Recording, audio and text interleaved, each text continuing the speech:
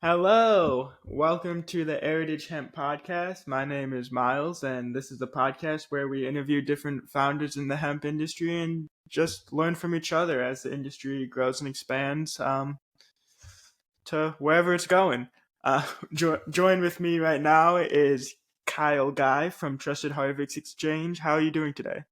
I'm doing great, Miles. Thank you. Awesome. Well, I just wanted to start off and just ask you, as you have a kind of an extensive background in being a lawyer, how did you transition from, I guess, traditional uh, law to getting into like the hemp industry, and how did that process come about? Sure. Well, I guess the way I ended up not going the traditional law route was just happened to be circumstance. I graduated in 2011, and the legal industry was still recovering from the financial crisis of 2008. I did my law school in Boston, and Boston kind of had a hierarchy. You used to say, Harvard went to Wall Street, BU and Northeastern went down to Washington or the nonprofit sector, and then that would lead Suffolk and New England to fill out the state positions and to be the, kind of small lawyers. Um, well, the financial crisis created a glut in the legal market in Boston. There's 55,000 attorneys, over 55,000 attorneys in Massachusetts alone. So I found that there was just more opportunity to perform valuable legal services than lucrative legal employment at that time. So I created my own job, started my own firm, lived on my mother's couch for several months while I was acquiring clients and um, building up revenue, as any founder has gone through that process. And what that did is that really oriented me towards serving entrepreneurs and small business owners because, if I'm going through these things with a legal background, I could only imagine the questions that, the average person had. And so I started coming out I came out serving like mom and pop companies. I had a lot of friends that were coming out of the military. I wasn't in the military, but I have a lot of friends that went into the military, and they were coming out and getting into the trades and wanted to know what LLCs and, to get legit. And I studied under this guy named John Cunningham, who is the national guru on limited liability companies. I had time on my hands, so I just studied what he was doing, in particular as it came to entities. And that really started to develop a specialty, and I found a gap in the market. It was either, a $700 an hour attorney in Boston or LegalZoom, and each of them had their downfall. So I situated myself right in the middle of that and have developed a pretty good practice over the last 12 years. I've organized over, I think, 300 entities.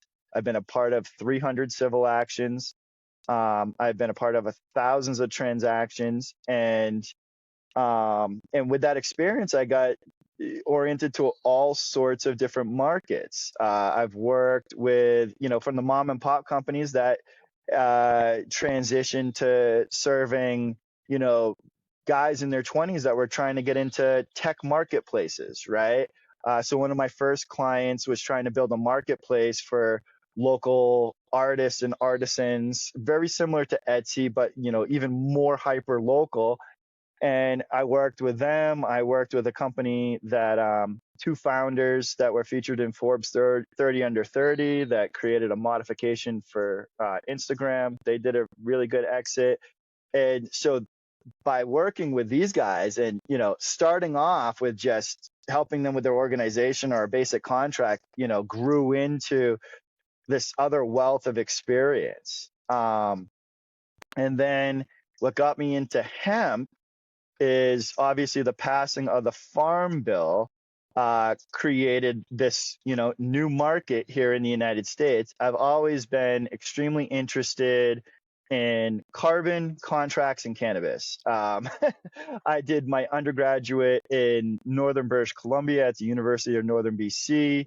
My first business plan was for a carbon credit brokerage because BC was implementing its cap and trade system. And I've always had entrepreneurial objective of doing two things.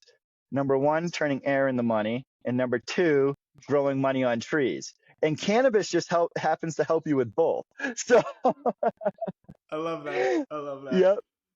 So when the farm bill passed, my friend called me up and he goes, I remember it was March of 2019, and he had a 230 acre cannabis operation in Maine, and he goes, Kyle, do you see what's going on with hemp? And I go, why would I? And he's like, you got to check this out. We can sell it across borders. And I go, no way, because I just knew, not on a recreational standpoint, right? On a cannabinoid standpoint, sure, okay, but I just knew from an industrial building things, replacing wood, replacing plastic, replacing concrete, I just knew the potential was wild, like a $20 trillion market, no joke.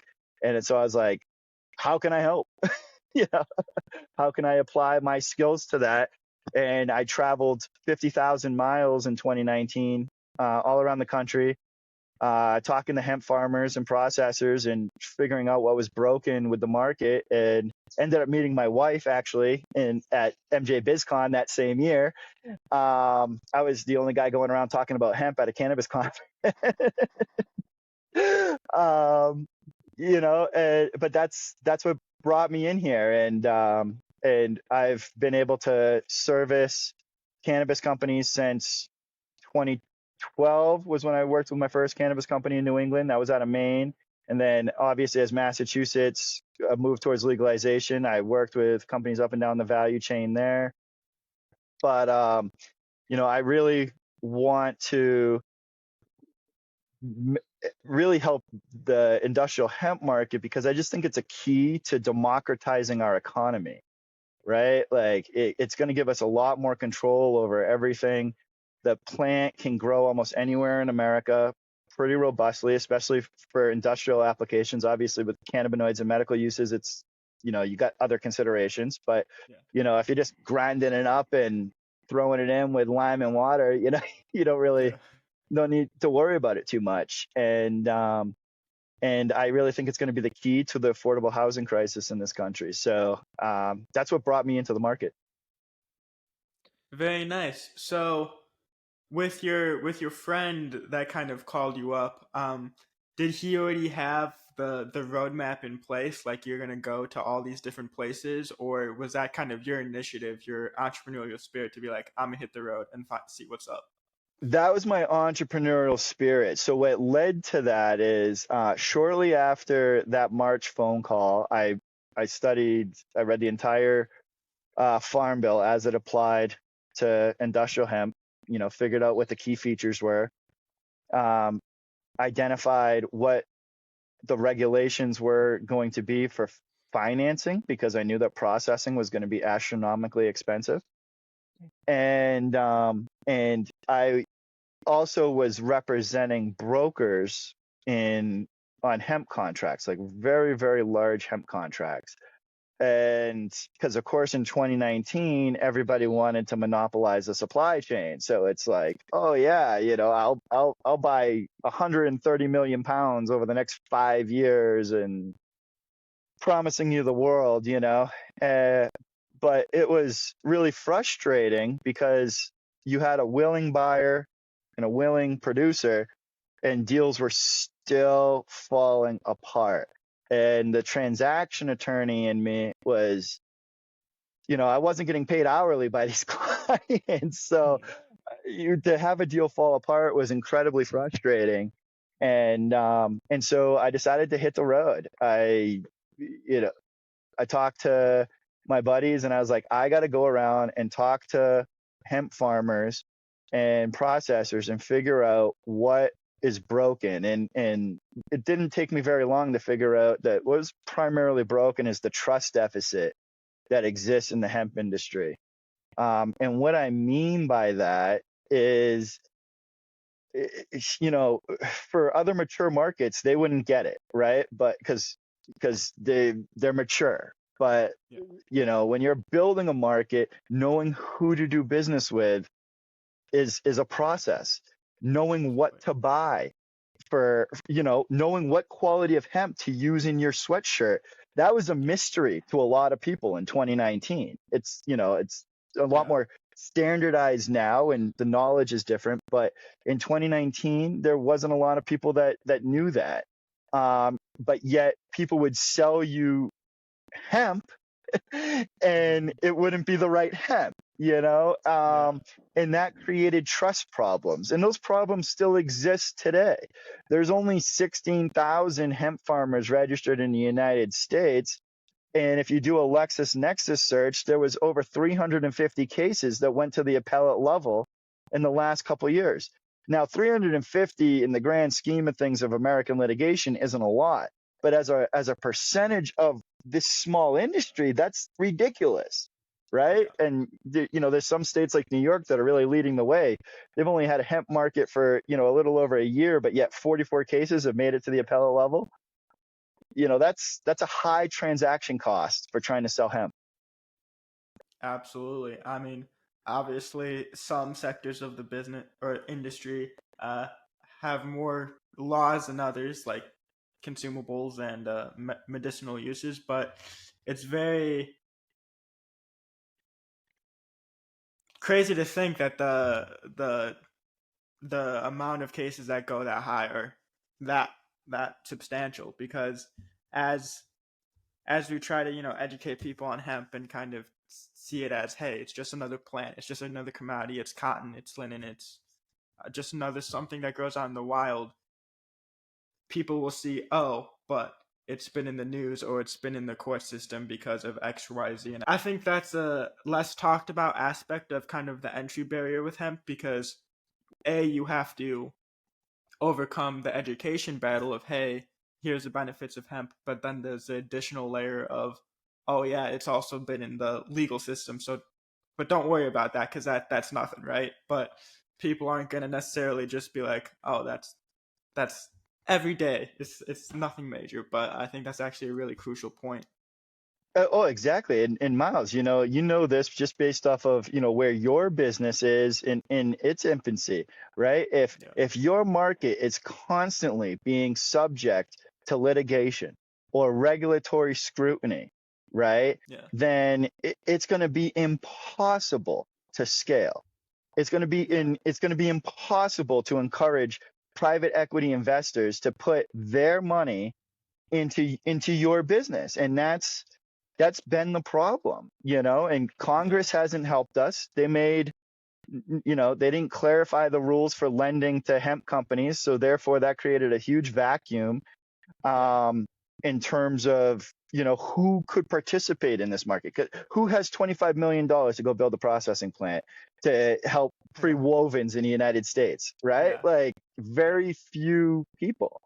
Um, yeah, it's been a struggle, but that's why, what stood out to me in establishing Trusted Harvest was the need to help the market mature and unify. And by doing that, establishing common processes, common SOPs. 2019, everybody had their own SOPs. Everybody, Yeah. and then you have the battle of the forms if you're the lawyer. So standardized SOPs, standardizing contracts, right?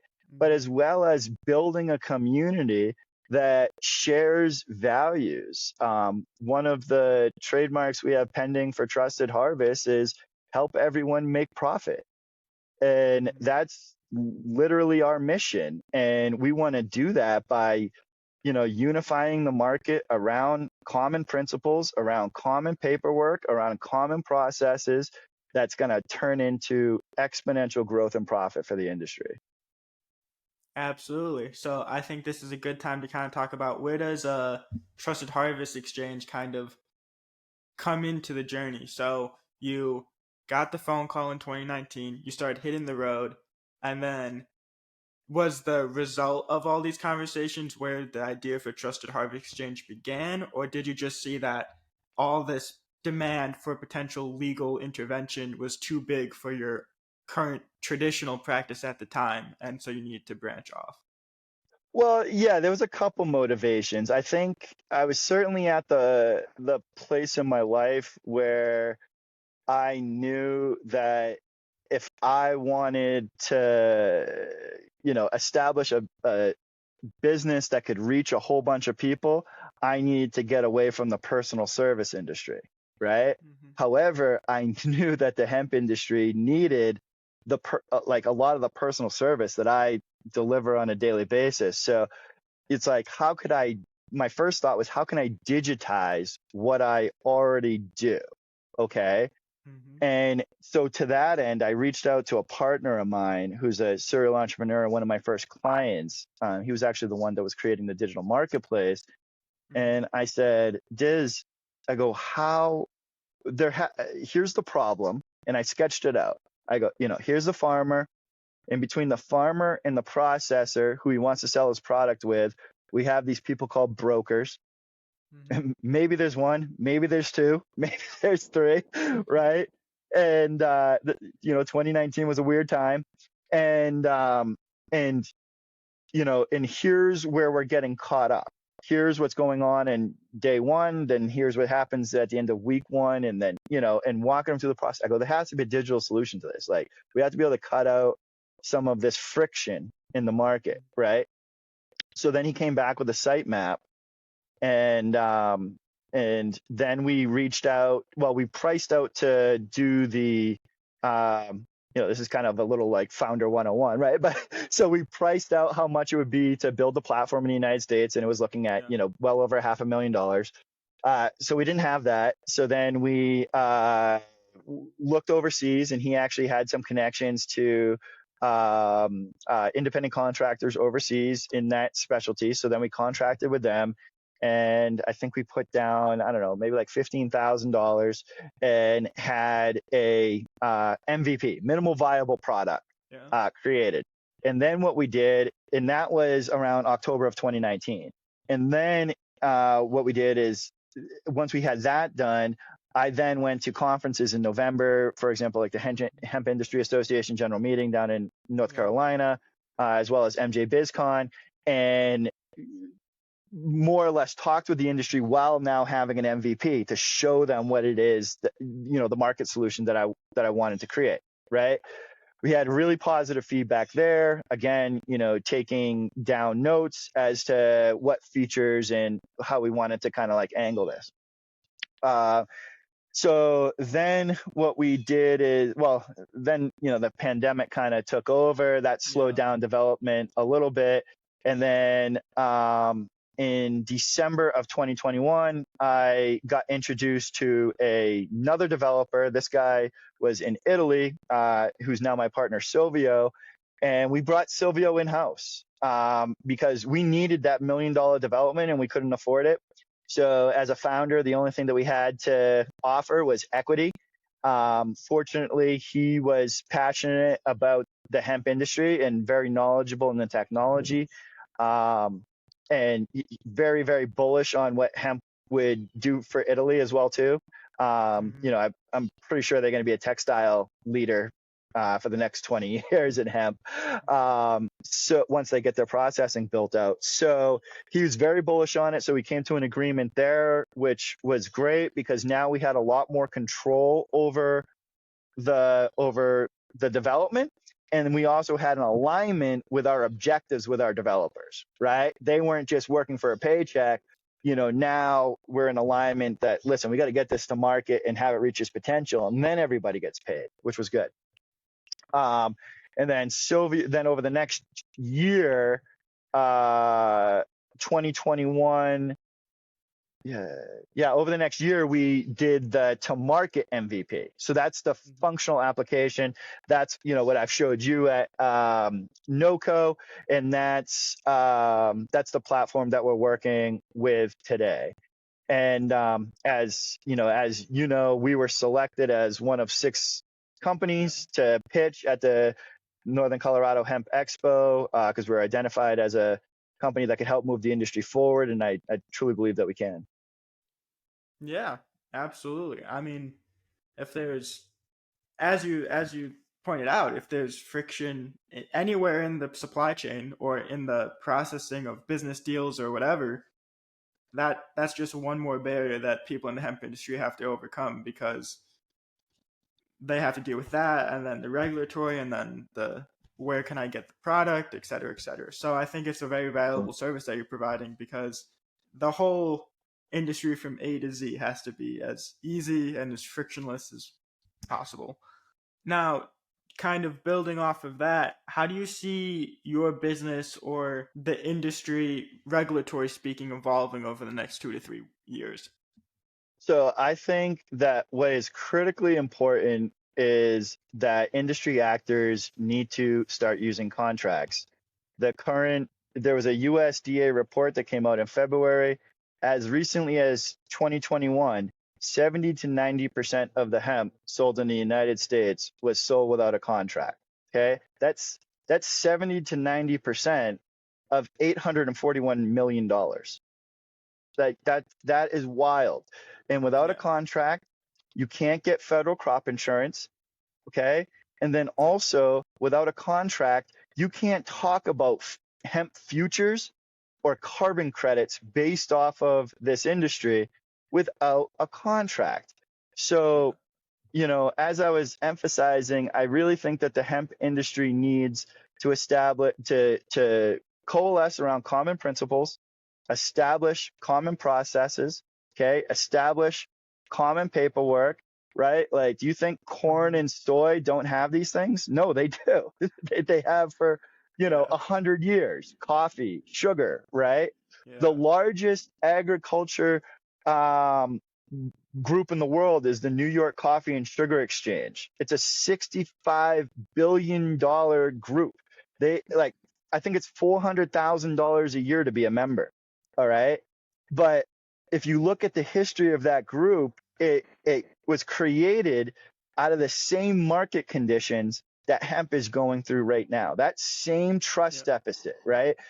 Hemp has we got some amazing entrepreneurs in the hemp industry that, with world changing products, right? From Mm-hmm. awesome sweatshirts to insulation, Mm-hmm. building materials, paper Yeah. products, right? Like alternative paper products, all that shit. But the problem is that there's also a huge amount of influence that is trying to direct who controls those supply chains and what Yeah. happens. Like, a lot of people would be shocked to hear that the Chinese own about 60% of the US processing for hemp. 60%, right? Yeah. Like, listen, I don't have problems with foreign ownership by anything, but I do strongly favor, domestic production and manufacturing, and more specifically, American grown and American made. And by the way, I hope other countries do the same thing. I want Brazil to be Brazil grown, Brazil made to the extent that it's maximally beneficial for them, and then go out and trade, right? That's Mm. how, specialized economics is supposed to work. Um, but I don't think that our industry has had that opportunity.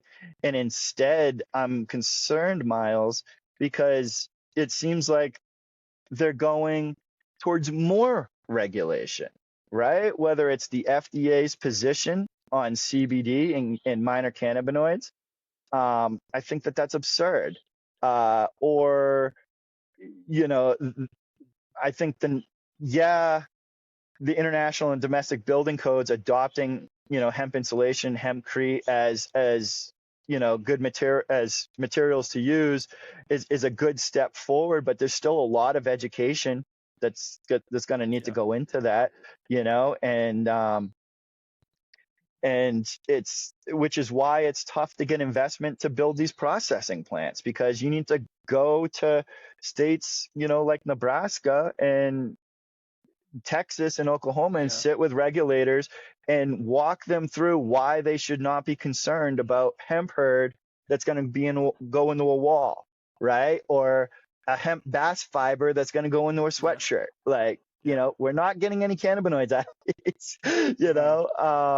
or at least any enough to be concerned about. So I'm concerned for more regulation, but I think that the industry can will do itself a lot of favors by adopting contracts, good contract management processes and procedures, as well as set up key data points.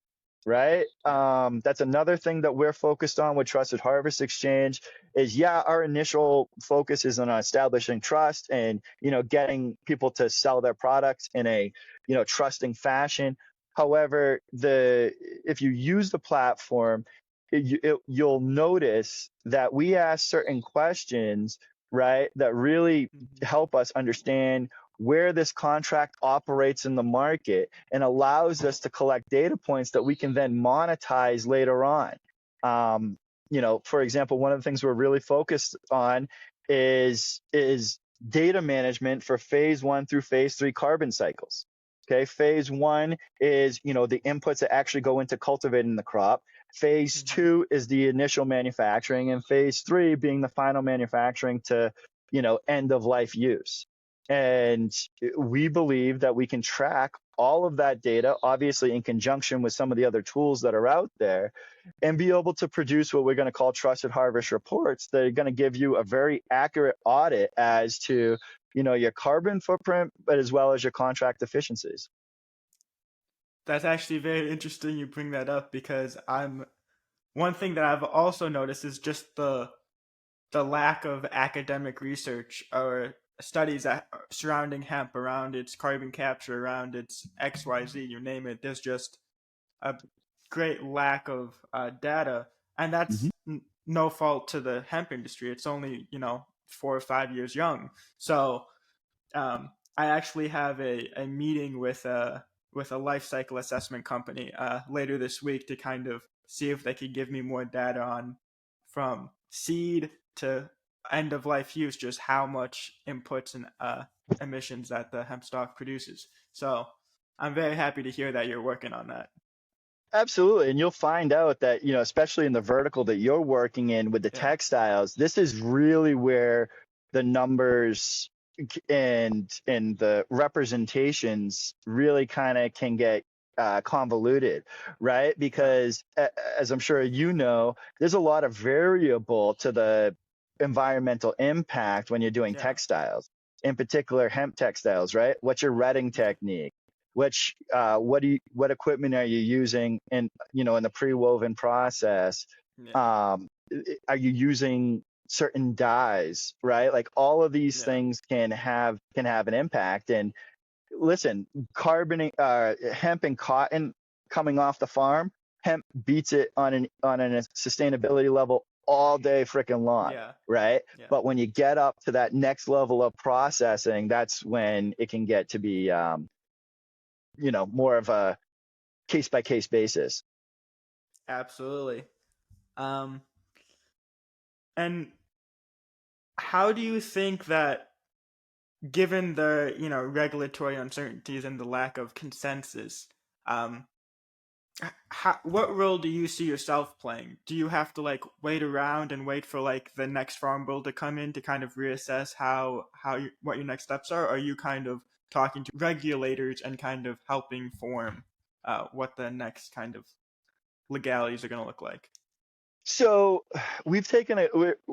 We're coming at this on multiple approaches, and I actually had a call with my team this morning. We meet every Wednesday to kind of do an assessment as to where we are and what our next obstacles are and things like that. Just like any Mm-hmm. entrepreneurship team. Um, so what we've been focusing on is first and foremost going after that contract problem, getting Mm-hmm. that addressed 70 to 90%. If we can get 1% of that market, we're cruising, right? Mm-hmm. So we want to get people using contracts, and we think that you know, so this year we're going to give away the basic form of our platform for our Mm-hmm. initial beta users, those that help us perfect the platform. Come Yeah. on, we'll let you use it for free. You're going to find that it's a great tool. and then the next generation iterations are where we'll monetize. But we know that there'll be a ton of opportunity for us once we Yeah. get people to start using contracts. So we want to do that. And then we think that there's some regulatory pressures that are really gonna force the hemp industry to start standardizing their contracts and their processes. um, it doesn't matter if you're doing cannabinoids, Mm-hmm. animal bedding, animal feed, certainly human feed. You're gonna have to have that paperwork in place to be able to prove to the regulators that your product is compliant, right, Mm-hmm. and properly registered. And then, of course, there's a sustainability component, right? Like, under the Inflation Reduction Act, yeah, they increased the price of government carbon credits, but they also said that they're going to start doing carbon audits on farms. Mm-hmm. So, we can anticipate new taxes coming down. And in order to prevent, you know, that additional taxation, you're going to have the data to support what you're representing. And so we are going to play a critical role in gathering that data, managing the contracts, making sure that people are buying the right product for the intended use. Mm-hmm. And we hope that, by doing that, we're going to take some of the restraints that are on this industry. And Yeah. I say the word restraint, but you got to understand this is relatively speaking. Yeah. Depending on what sector, hemp is really booming, right? Like, you got some that are going from 22% to all the way up to 28%.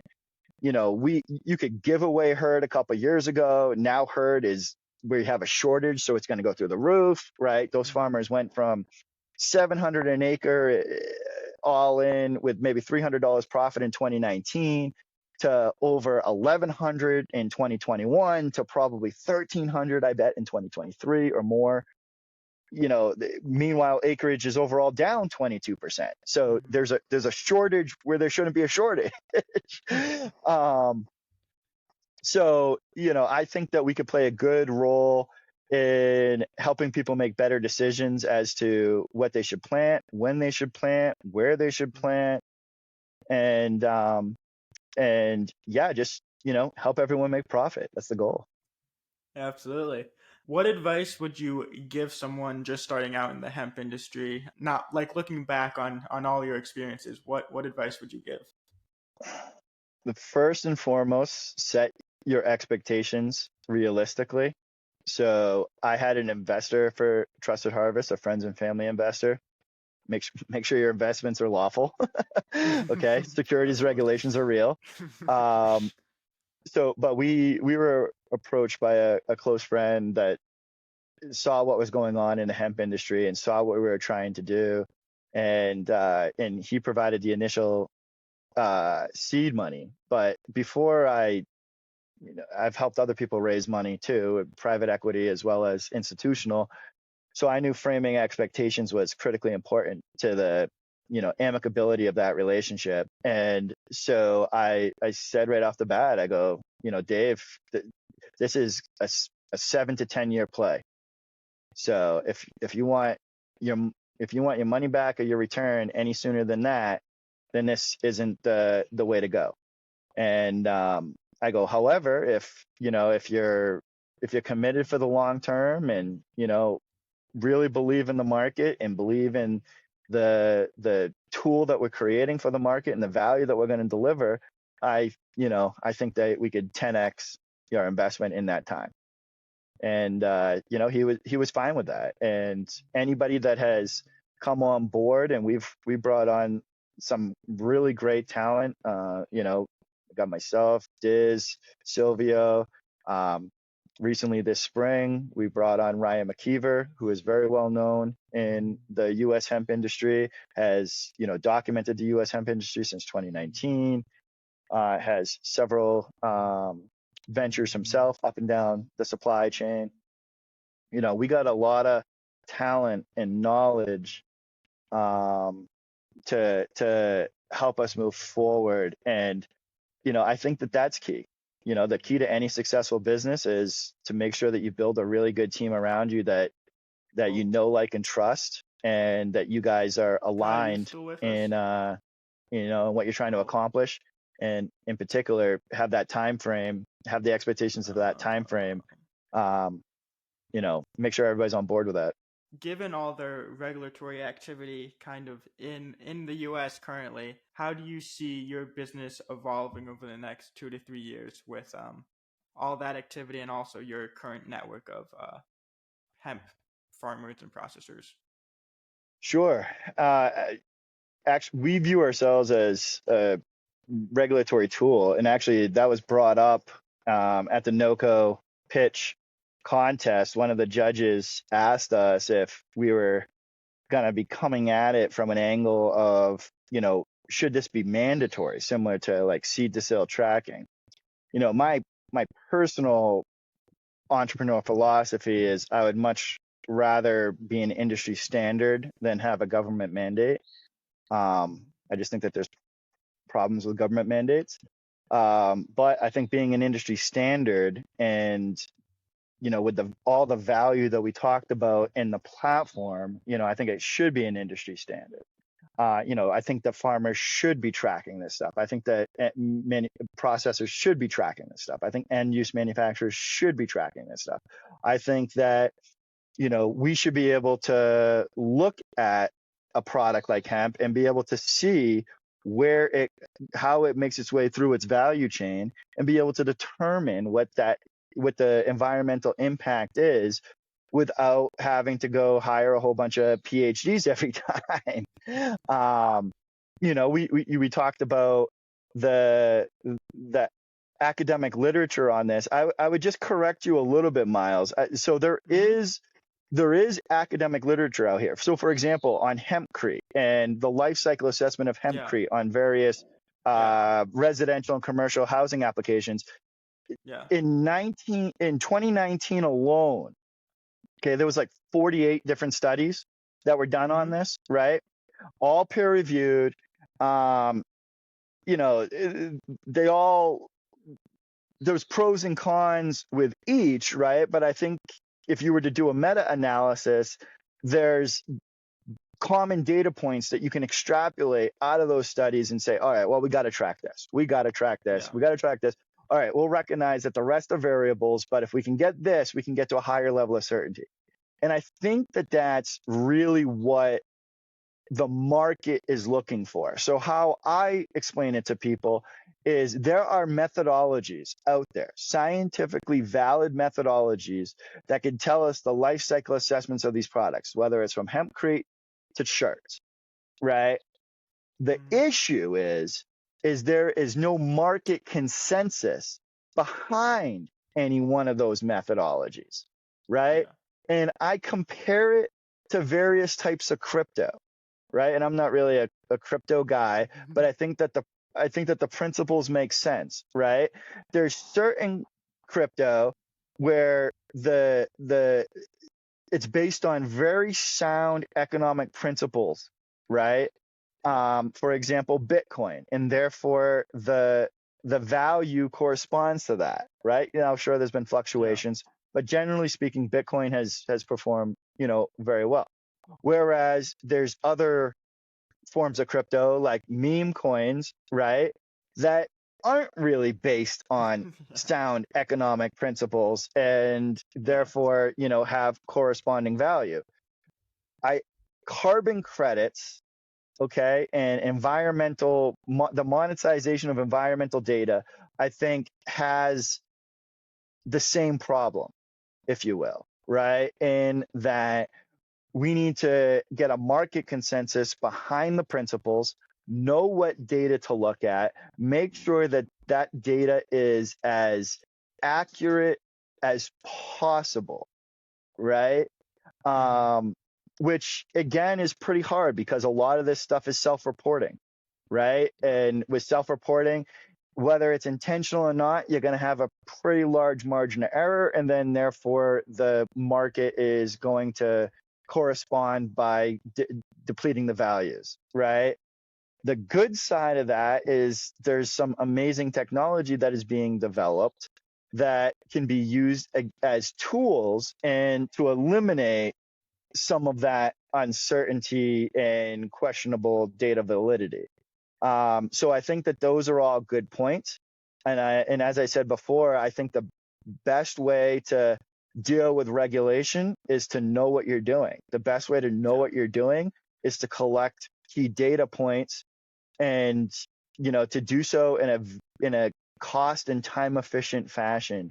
And that's really the angle that we're kind of taking at it through the digitization of contracts, the adoptions of contracts, as well as vigorously studying these markets in order to know what data points we want to collect. And I'm not pulling this out of thin air either. In addition to reviewing the studies and life cycle assessments that exist for these products, I've also been in conversations, myself and my colleagues, with international carbon registries like Gold Standard, in particular their entrepreneur and business development wing, to talk to them as, are we going in the right direction? You guys have monetized these things and established yourself as an industry standard and a trusting registrar for environmental based carbon credits.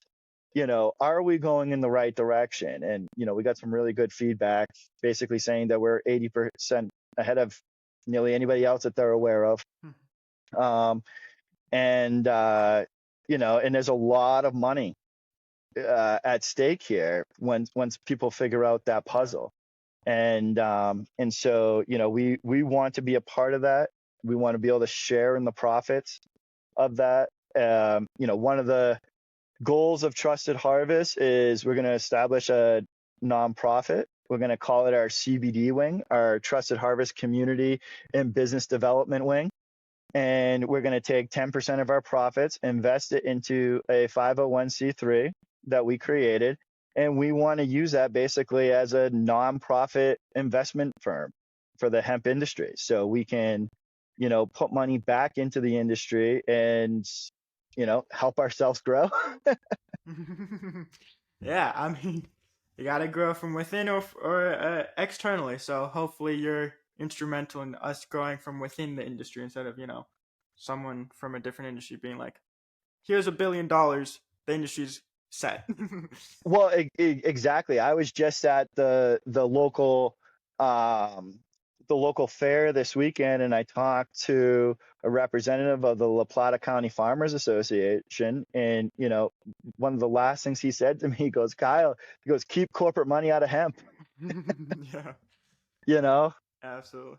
Yeah, and I apologize. It seems like I backtracked one question, or I Sure. asked you the same question twice. But just to finish up with the advice you would give someone who's just starting in the hemp industry, what are some good tidbits of advice that you would give them? I know that before we cut out, you were mentioning set your expectations realistically and kind of it's the long play, which I could not agree more with. The hemp industry is a 5 to 10 year deal. If you're in, buckle up, hold on, and kind of Yeah. just be patient. Yeah.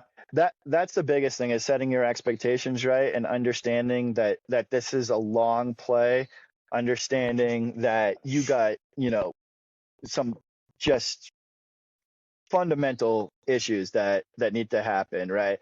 Obviously, we talked about it, regulation, Mm-hmm. technology adoption in agriculture generally is Yeah. relatively low. Now, granted, it is increasing. I think, they're at like 30% a year, which is fantastic. But when you're starting off at like 5-10%, it's a long play to get Yeah. them to use certain technologies.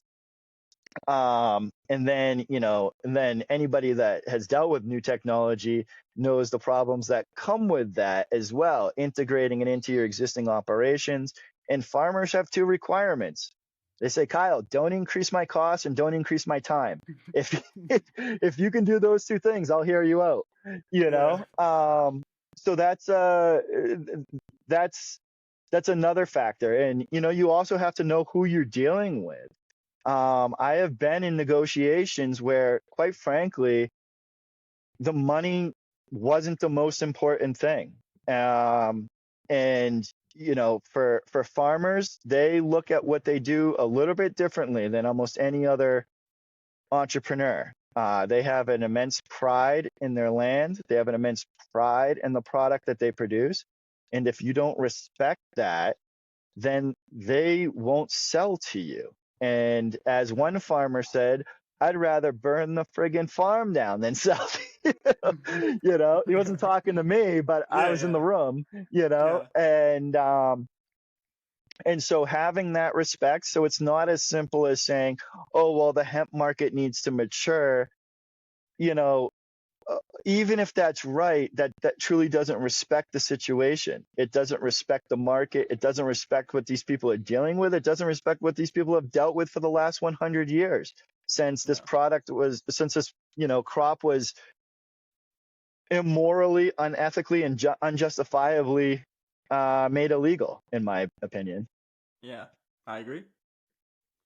Yeah, that's great to hear. All great tidbits. I definitely recommend anybody who's listening keep an eye out for Trusted Harvest Exchange because they seem to have big things in the works. Thank you, Kyle, for taking the time to talk with me and share some advice. And I hope to talk to you again in the future.